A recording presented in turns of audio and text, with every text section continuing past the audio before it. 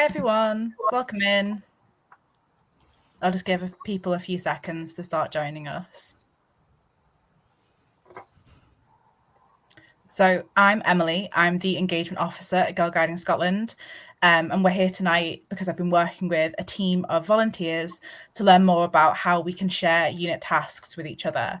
With me, I have Stacey and Evelyn, and I'll pass over to them in a couple of minutes just to introduce themselves. So just to introduce what we're here to do tonight, we're here to chat about sharing tasks with the unit team. We're thinking more about tasks like making consent forms, managing the communication with parents and carers, managing our unit accounts, updating Go, things like that, rather than the programme planning. So we'd heard that unit volunteers felt really overwhelmed by the amount of tasks they had to do to keep a unit running, and we wanted to explore what our volunteers are already doing to delegate these tasks. While we're chatting tonight, we'd love to hear from you, sharing your delegation tips, what your unit has done to help you with this. Feel free to share in the comments and we can read some out a bit later. I'm now going to hand over to Stacey and Evelyn. Thanks, Emily. So I'm Stacey. I am a guide leader in Midlothian. I have been for more than 20 years. And over that time, I've held a few different roles within the district and the county. Most recently, and still am the County Commissioner for another few weeks. And over to Evelyn. Hi, I'm Evelyn. I take brownies and guides in Renfrewshire, and I've been a district commissioner, and I'm also a trainer. So lots of things going on. Yeah, lots of experience between the both of you as well. So we're going to hear from both Stacey and Evelyn about their stories and things that they do in their units. And then we'll be open to questions and reading your comments in the chat as well. So back over to Stacey to tell us a bit about what happens in her unit. Thank you. So I think I'm quite lucky. We have an established unit team. We've got 4 adults and 2 young leaders, and the adults have been the same team for about 15 years, I think. So we know each other well. I like to think we work together well.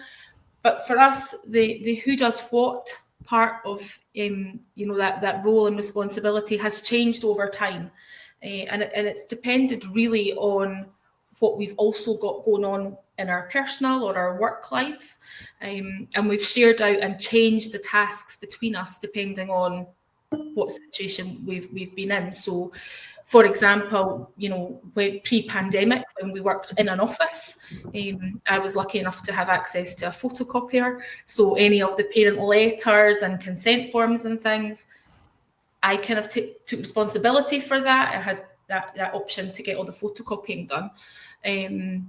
That obviously changed in lockdown, and we had to come up with a different process. And post-pandemic, we've got a different setup again, with some, one of the other leaders is doing the kind of admin and the photocopying part that we need to do. But we've adapted also to not have that paperwork, and we do a lot more using the Go forms and the electronic forms, etc.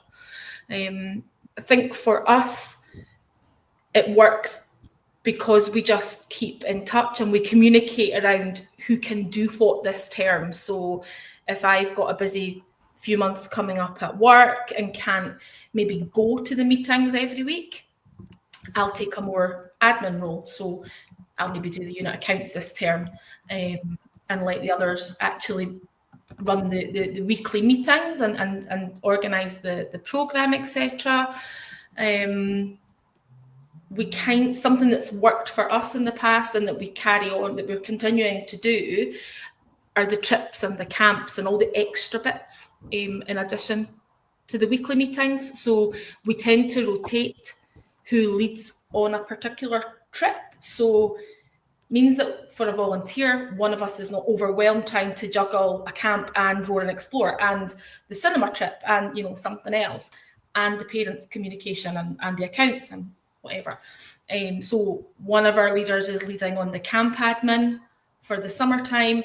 I've got Roar and Explore next term. So and we're doing that and having our young leaders kind of shadow with that, which is really useful, and it's really good experience for them as well. So yeah, it's as I say, we're very lucky that we've been able to just pick up and change and swap who can do and who's doing what, depending on what we've got going on. That's great. Has that sort of been able to give and take with the task, being able to support you with your other roles that you've got? Yeah, absolutely. So so my example is that, about 5 years ago, I took on the role as the county commissioner. It meant that I probably couldn't commit to going every week to the unit, but I could commit to doing the accounts for 5 years. That was something I could manage my time with, something that I don't need to be there for. So I've taken on, that task. And as I said, some of the other volunteers have taken on the other admin tasks. So the updating of Go, there's no point in me taking that. I'm not there to see the girls and who's doing what parts of the programme and badge work, etc. So just being able to split those jobs into little bits has helped, definitely helped. Yeah, that's really interesting, having the manageable chunks of tasks to do rather than taking on the whole task itself. Yeah. Thanks so much, Stacey. I'm going to pass over to Evelyn now. Tell us a bit about her unit. Hi, I do brownies and guides in the same night, and my job's always been working in admin. So, strange enough, I was rubbish at admin at night time because I wanted to play with the kids and not really be bothered with paperwork. So somebody came in and helped me, and then took on the role as admin, and does all now. Has grown. The job has grown a lot. We've now got 2 people doing admin. And they sit front of house. That's the first people that the kids and parents see when they come in, and they've always got that contact. Now I'm in the hall organising things for the children with the other leaders, whereas he's out there and they're making sure that they've got the all the information that they need, and if they've got any questions, then they'll ask the admin people. So it means that if child, for instance, won't be there next week, the adult can speak to them and say, oh, but there's a thing at the school, so they won't be there. And that's very helpful for us, but also means that they're not coming and trying to find me in the hall while I'm putting out tables or whatever. So it's been very useful from that point of view. And they're also in charge now. Gradually, they've sort of taken over the different roles, and they're now issuing the letters and getting the letters or consent forms and things. We get them signed on the night when we hand them out. Drives me crazy that you hand them out, you never see them again. So we thought, okay, we'll try and manage this slightly differently. And that's, as a group, that's what we've done with every task. Okay, this isn't quite working how we want it to. How can we get round it? I text the parents to say this week, this is what's happening, not in the programme, when there's an event coming out, something we're looking for tickets or for them to commit to go. I'll send them a text just to remind them. We tried emails. Our parents are not very good with emails. I think they either don't use it or they have so many emails that mine would just get lost in the mess somewhere. So I just text them, and that way we get a response. But the parents really appreciate the fact that there's somebody they can speak to who'll tell them what the next date is or things that are happening. And they'll then we've got great retention. The kids are still staying all the year round and moving up to guides, moving up to the A-Rangers as well. There's a lot of overlap in our district, and that's intentional. That when the new rainbow leader wanted to start doing rainbows, and I said, well, we could maybe help you because she was a bit lost. And so one of our leaders went to help at the rainbows, and that meant there was a continuation of the processes that we use, that they were supported by that and not making mistakes and feeling sort of overwhelmed by it all. And we've got young leaders who are in the guides. Some of them help at the rainbow, some help at the brownies. So when the girls go to move up, there's always somebody there they know. They say, oh, they've got this family contact as they move on up. And the girls, having been through rainbows and brownies and guides, who are the young leaders, know everything. They know more than all of us. So they're really useful, and they appreciate the fact that they're left in charge of what they're doing and looking after the girls and running the programme alongside us and not being treated at the end of the hall or anything. So I feel that we're all more confident in our roles and we get a lot more done. We have somebody who's our shopper. She likes shopping and she goes out and orders things and buys things and turns up with the receipts. And that way she gets paid straight away. So it's not a case of her having a lot of money spending all the time. We initially had a purse and put £100 in it, and she just put the receipts in. And when that money was spent, she came in with the receipts and we topped it back up again. But as anybody knows in guiding, £100 really easy to spend. This week she was buying 90 Easter eggs in Morrison's on the £1 offer, and she could only get 20 each time. That's what, you wear a different coat every time? Is that how you do it? She says, no, my son went in and then my husband went in. So they were having a mass removal of eggs. But that gives her her role, and she really enjoys that, and we're really grateful for her as well. So we always make sure that we're supporting each other and that we've worked with each other so we know how it's all working. And if there's any problems, if we're going on a trip, we offer the bus to everybody, tickets to everybody. And if they come, that's great. If they don't come, that's all right. But I feel they've then been given the offer, and it doesn't always, you're not sort of dragooned into we're all going to the park and this is what we're doing. You do whatever you want to do, but we'll support you all the way. That's great. Sounds like you've got a really great team in place. Lots of different moving parts, but everything seems to work really smoothly. Does that, all of those different really discrete roles help planning when you're planning ahead for the next terms? I think it does, but the people who are doing admin have some very crazy ideas, and they're great because they come in and they say, but we've got all these balloons and we've got all these things, why can't we use that? And so they have all the different stuff, the supplies we've got over the years, and they know it because I've forgotten half of it, and they remember that we've got the great big parachute, and so they feel it in part of it, and they do contribute. We have meetings, and we also have a WhatsApp group which comes alive on a Monday night when we're all going, what did we say we were doing this week? And so that's something that we mean, because not everybody can make it every week, and if somebody's got home commitments, that's okay. I don't want anybody to feel they're missing out. They get the WhatsApp, and then afterwards we'll say, this is what we actually did. We had this plan that didn't quite work out, or this is what we're doing next week.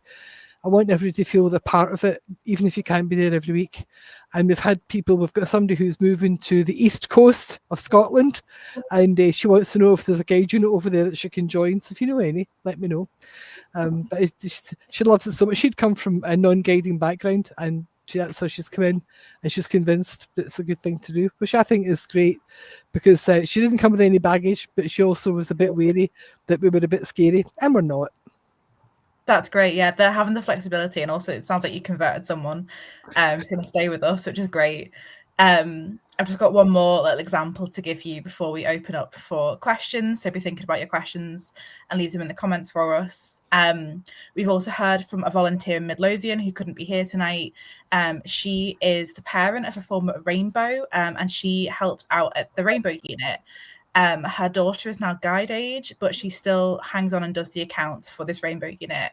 She does these remotely, meeting up with the unit team about once a term to help sort out expenses and keep on top of the accounts package. And she told us that this works really well for her as a working mum. It allows her to give back in a way that fits her schedule.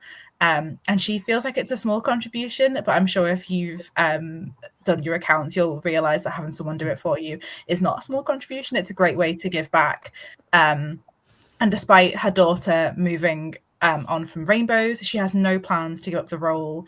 The unit's been going for 10 years, and this volunteer has stuck with this unit from the very beginning, something which the other unit leaders are really grateful for, having this person who will do her accounts remotely, keep on top of all the financial information. Having that is really valuable to keeping the unit going and allowing the unit volunteers to get on with everything else that you do in the units. Yeah, let us know if you've got any questions in the comments. We'll stick around for a few minutes. We've now got all our units getting gifted, and that's due to admin taking charge and saying, right, this is what we need. And I said, you don't have to get me involved. Just go and ask them if they want to get an extra 20% of your money at the end of the year. And they all said yes. So we're now all getting gifted because they're doing the registers there, the incomes there, but they're actually making it happen, which is great. Makes all the difference. And there's one of my admin crept into the box. Hi, Jen. Yeah, I've got some familiar faces in the comments as well. The Rainbow leader of the unit that I help with is also here tonight. So we have a question about how can we get parents involved. So getting parents involved, we know we have trial and error with this. Getting parent rotas are quite controversial, and that sometimes we get parents, signing up and then not coming and not switching out. But having people getting involved in these more behind the scenes tasks are more flexible and can fit more around people's lifetimes if their shifts change or their working patterns changed. So I think one of the best things to do is ask. You don't know until you ask. We've got a great resource on the Girl Guiding Scotland website called How to Give Your Child the Best Guiding Experience. And that gives parents and carers a checklist to tick off things that they can help with. So it's tasks that they might not have thought of. I imagine when you're a parent and carer dropping your child off, you think, oh, this is what I have to give. I have to be here every week. I have to be able to give this. But actually, we all know that there's lots of different things that they can be doing behind the scenes, like the accounts or the shopping or things like that. So highly recommend that resource, and just asking your parents and seeing what they can give without necessarily having the expectation that they'll have to be there every week. I'm sure that's quite a barrier for some people. Does anyone have any other thoughts on that? I think, Emily, as well, it's not just looking at your own parents. So we've had quite good success over recent years where we've maybe had a unit that needed help with accounts, for example, but has let their district know that that's what they need help with. And actually, if you get 2 or 3 units asking all of the parents, you've suddenly gone from 20 sets to maybe 60. Your odds are higher to get somebody right. To that example about the Rainbow unit, where the mum's still doing the accounts, even although daughter's now a guide, it doesn't need to be one of your parents that's doing that. You might even get another volunteer from the district. You know, if you're doing 1 set of accounts, could you do 2? That might be an that's option. such a great point. Yeah, widening the pool of people that you can go to. I find if you ask a parent who's a keen bean, who turns up early to collect a child, who's showing interest in what they're doing, you've got a much greater likelihood that they'll want to participate in some way than somebody who just drops the child off and drives off quickly.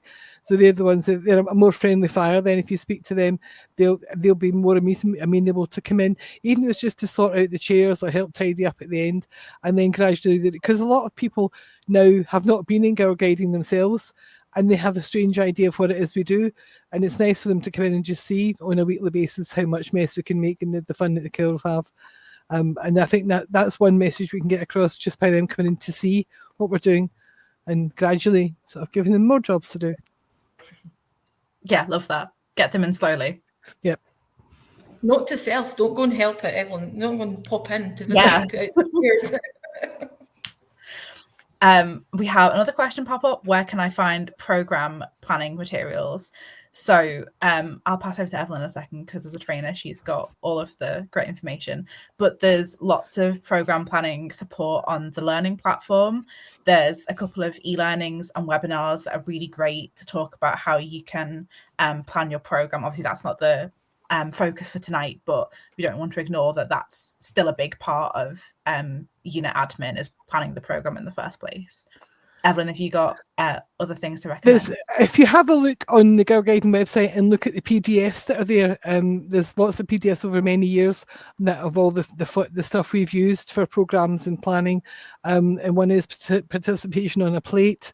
5-minute fillers, all these things are there. But there's also ones about planning the program for the year with ideas of things that you can bring in. When we do our training, we usually talk about the seasons and the things you would normally do, and it's breaking it down into smaller chunks so that you can actually say, okay, we'd normally in January we do this, in February and March, and that way you're not having to think of a whole year at a time. Try and do it for a term and see how that works, and then review that and think, okay, well, we had too many games or not enough games or something. How can we change that for the next term? And you're not getting too locked into it. Well, we said we were doing this tonight and it's raining. What are we going to do? There's always a plan B that you can find to do it. So there are resources on the Girl Guiding website. And Girl Guiding Scotland has, they had guiding from HAME for a while. That was there. I'm hoping it's still there.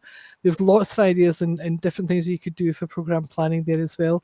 But they've got their own pages on the web that you can locate and have a look through. And I'm sure you'll find lots of things there to give you ideas of how to manage it. And speak to your other volunteers that are also doing brownies in your area who have just planned. Yeah. It's not all, we're all doing a very similar thing, but we don't need to all do all of the work. Yeah, don't need to reinvent the wheel.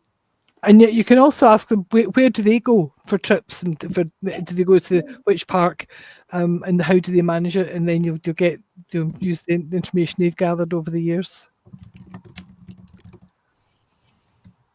Yeah.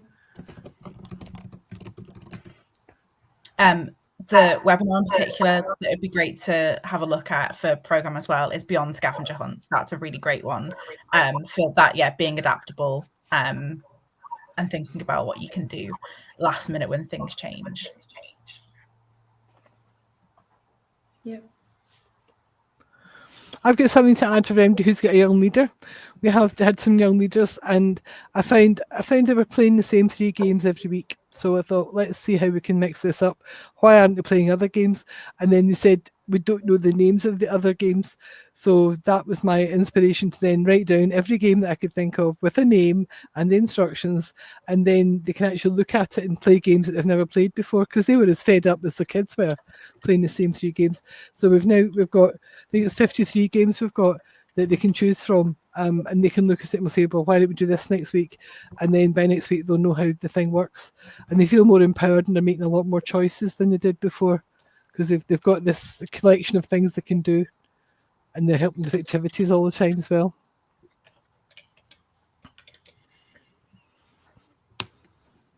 Great. We have a question from Paula that support with finance is so helpful. Yeah, totally agree. Question about managing data retention. Is it okay to scan and store digital copies? So typically best practice is to keep things on Go, just because we know that that's secure. If you're scanning and storing digital copies, they need to be password protected and kept securely online. Yeah, that's what we'd say on making sure that things are safe. Go is the best practice though, because we know that Go is secure and it keeps everyone's data safe and secure. Hope that helps.